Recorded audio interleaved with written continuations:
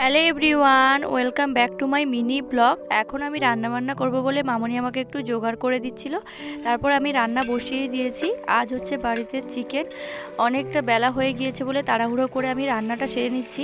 বাদবাকি যা রান্না হয়েছে সেগুলো হয়ে গেছে, শুধু এই তরকারিটা হলেই হয়ে যাবে। এরপর মাংসটা ভালো করে কষিয়ে নিয়ে একটু কষা মাংস নিয়ে বসে গিয়েছি।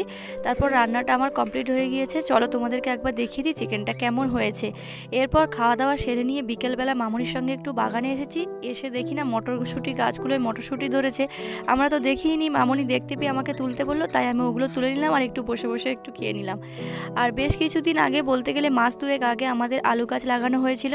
তখন তো তোমাদের সঙ্গে শেয়ার করেছিলাম। সেই গাছগুলো থেকে এখন আলু হয়ে গিয়েছে, তাই জন্য মামনি এগুলোকে এখন খুলে নিচ্ছে। আর প্রায় সন্ধে হয়ে এসেছিলো বলে মামনি যতটা পেরেছে তুলে নিয়েছে। তারপরে চলে এসেছে ছাদে এনে এগুলোকে এখন মেলিয়ে দিচ্ছে, একটু শিশির খাওয়ানো হবে। আজকের মতন ভিডিওটা এই পর্যন্ত, দেখা হচ্ছে নেক্সট ভিডিওতে।